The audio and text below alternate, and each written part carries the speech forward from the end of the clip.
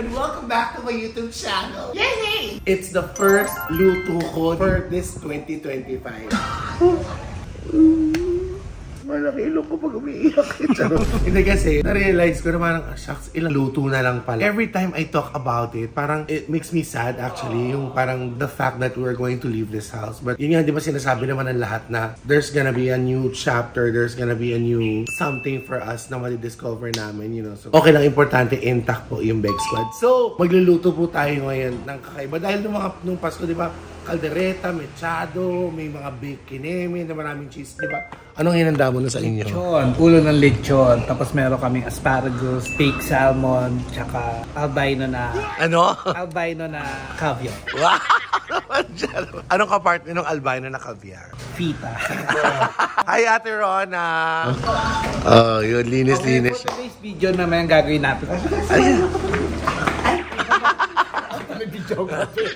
It's my first time, I think, to cook this. Nagawa po tayo na napaka-simple, very humble, but very delicious. Pinakbit. Pero yung pinakbit natin, hindi siya Ilocano. Pinakbit Tagalog. Kasi, dami nagirigalo sa amin ng bagong alamang. So, magbubukas ng isa, tapos malalagay sa rep sa loob yung isa. Magbubukas, alam mo yun, so natambak na, yun ang gagamitin natin para hindi naman siya masayang. Plus, we're gonna pair it with fried Gwendolyn Gingelane fish. Uy! Galunggong. Hasa-hasa lang yun. Gwendolyn Gingelane.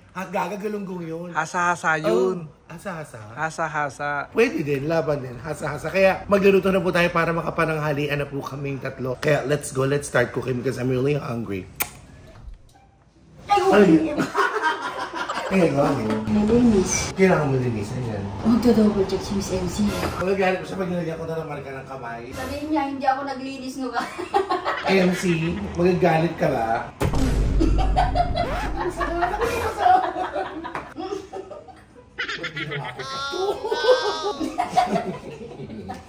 Magluluto ko man lang ng pinakbet. Mga anong tayo pinakbet. Para makakain si Miss MC. Oo. Ano gusto niya yung pakbet Tagalog? Pakbet Tagalog. Ayaw ng pakbet Ilocano.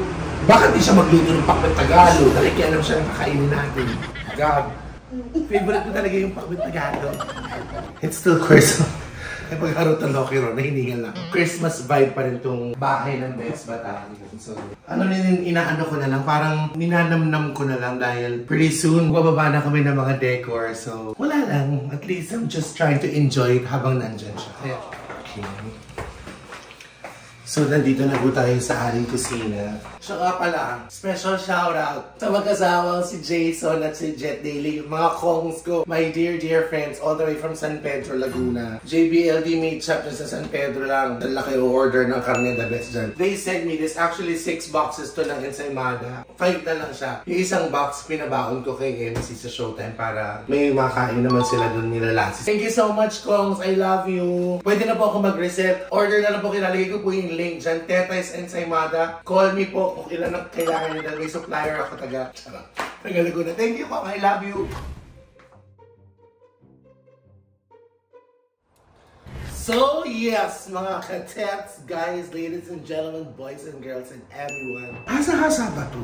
Galunggong to? Hasa-hasa. Guys, tinan nyo nga, comment down below kung hasa-hasa to o galunggong. Nagtatalo kami ni Gutog galunggong to. Hasa-hasa yan. Bilog ang galunggong. Lapad may galunggong ng ganito kaliit. Lapad yan eh. O, hasa-hasa. Sige, panalo ka hasa. Kulay natin, syempre. Meron tayong ampalaya, sitaw, kalabasa, sigarilyas, okra. At syempre, hindi mawawala ang eroplano. Ang talong. At saka gigisa natin siya sa sarili niyang mantika. Bawang, sibuyas, kamatis. May konting. Sabi ko kay Scarlett, ba't ganito lang yung baboy? Sabi niya, ay, pampalasa lang. Hindi naman tayo yung maraming baboy. Sa bagay dahil nitong nagdaang hamon, lechon, di ba? Si Scarlett nga, nag-caviar. Iba na yung alaga ko. Caviar na siya ngayon na eh. Pinapainit ko na po ang ating mantika. Init na siya.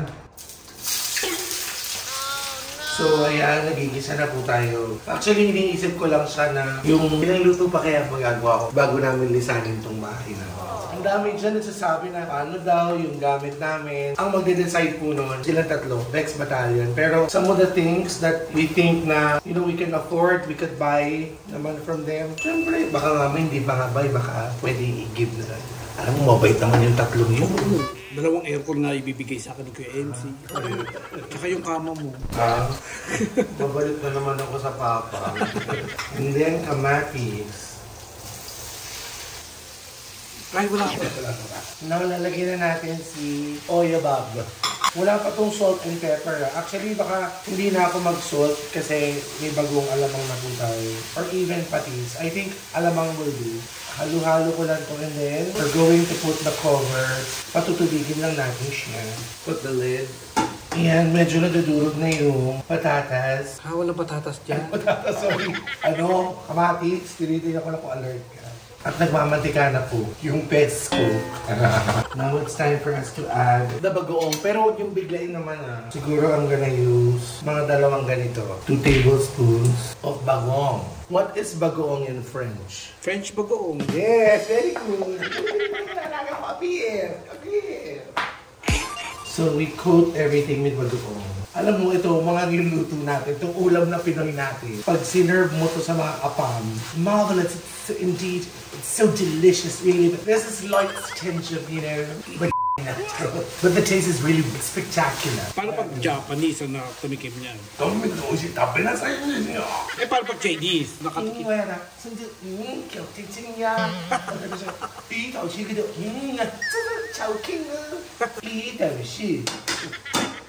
Bango? Guys, I changed my mind. Binagoan na lang po gagawin. Hindi na ito, tsaka kanin. Magsalad na lang tayo. Doon na kami yung ranch dressing.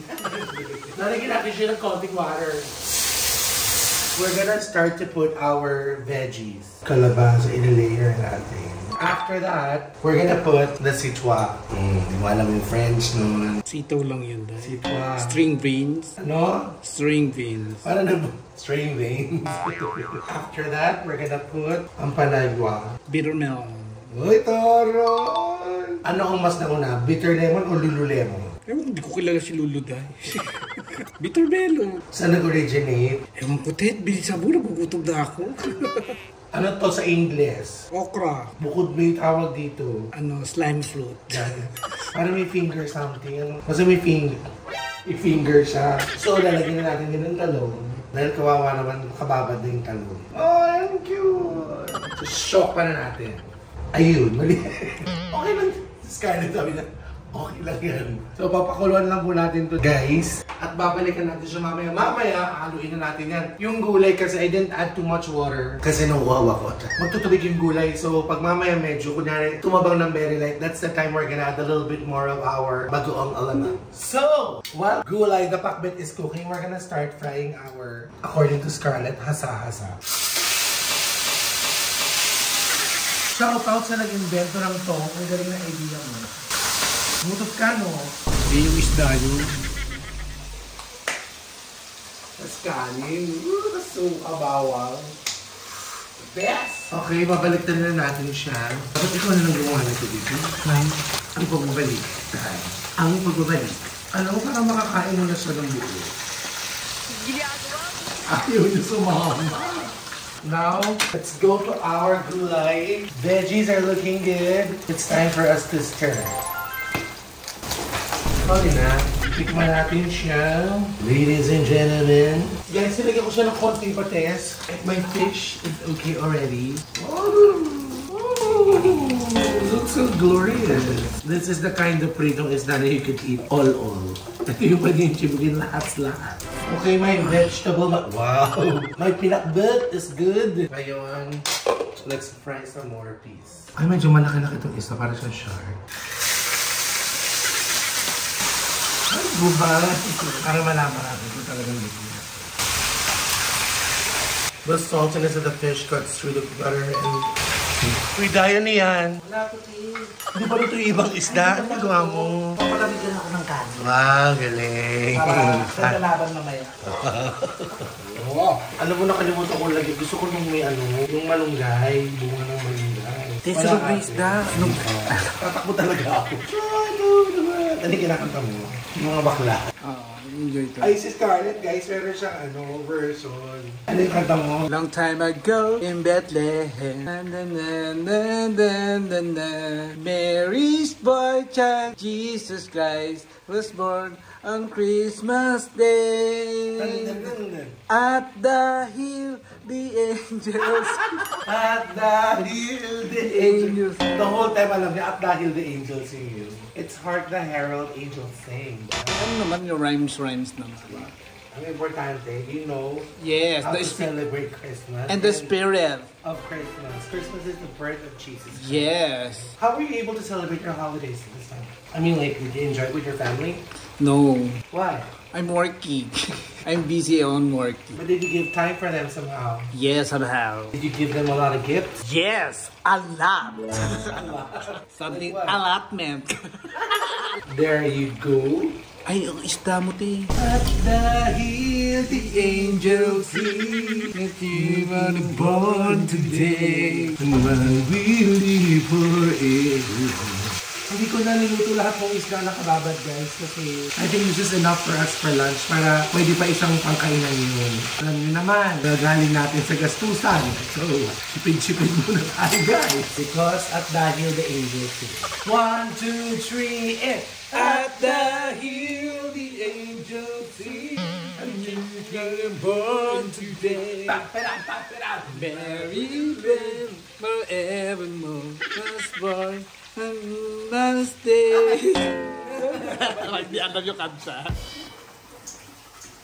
Para alam na naglilinis ka ng bahay. Kasi si Rona, maraming ginagawa. So, syempre dito ngayon, since marami siyang gawa, kalat mo. Kain mo. Syempre nagpansikan yung mantika, dapat linisin. Ganun yun. Mamaya ko nahugasan yung frying pan kasi mainit pa siya. Sana makauwi na ako ng Pinas. Miss na ako ng mga anak ko. Tara, guys. Let's eat. Eto na po kami! Dahil kayo mga salamat po sa blessings. Parang tikman na natin ang With the background. masarap, parang masarap po nakakawa. Oo, syempre. Hindi ako nasabaw. Yan yung nakakamiss kapag after ng holiday. Yung pakbet, kanilang isla, taksil na isda. Sisimulan ko muna na ako, Biertos. Ito na yung ating pinakbet, Tagalog. Miss Scarlett, gumawa ng sausawan, suka, siling habal, labuyo, bawang, asin, paminta. Sabi ko kay Scarlett, kung sa malaking plato, hindi okay lang na eh. Hindi lang kakainin ko. Ang natawag na pandigmaan. Ha? Ang tagal ko hindi nakakain ng pinakbet. Parang huling kain ko November pa yata. Saka alam mo yung nag-compliment yung ano. Nag-compliment. Ano yun? Ito talaga yung perfect tandem. Kalaban ng bride. Wedding tandem. Nakakain na yung ulo dahil. Mahal, guys. Napakasarap. Diba sabi ko kanina, very humble pero very delicious. Parang kung kumakain ng ramen. Dahil napakasarap. Kada! Ready ng Tupperware. Uy, balik mo daw. May nag-comment na doon na pag nag-live ako sa TikTok. Scarlett, nabalik mo daw yung Tupperware. Ha? Hindi sinasagot. Sabi ko, hindi pa kasi ginamit namin ng New Year. Thank you, Lord. Ang sarap. Ang sarap niya para sa umpisa ng taon.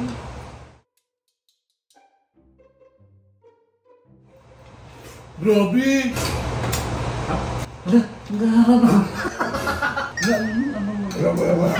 Yung pipiniti mo abot sa kabila, eh hindi abot. Kaso bitin sa kahan, bitin ako sa kahan. Hindi mo nag-diet ka kahapon. Guys, paano magda-diet kung ganyan kasama? Ano yun?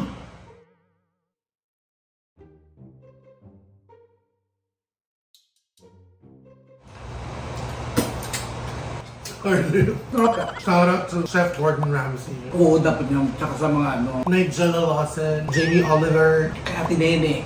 Ano yun? si Kuya Tomas. You guys should try this. Okay guys, that's about it. First looking vlog for the year 2025. We just enjoyed. We made a very humble pinakbet Tagalog with pritong hasa-hasa. Simple pero masarap. Doon sa mga iba nahihirapan pa na mag-isip, try nyo to para maiba naman ulit. Napakasarap guys. Legit. Sana lahat ng Beck Squad nandyan. Please subscribe po kayo. Konting-konti na lang. 1 million subscribers na po tayo. It's Divine Tech. Ay, congrats. Be more loving and caring every day. And I still want to greet all of you guys. January pa rin eh. Happy New Year. Hanggang January 31, papating ko kayo ng Happy New Year. Happy New Year. Happy New Year po sa inyo lahat. Enjoy life. Be more loving and caring every day. Love, love, love. No. Kakain. Hindi. Nakakain pa si Ate Ordo tsaka si Madami naman. pang dinner na namin ito. Magluluto pa ako ng next batch na isda. That's enough. You can't bring this so many more.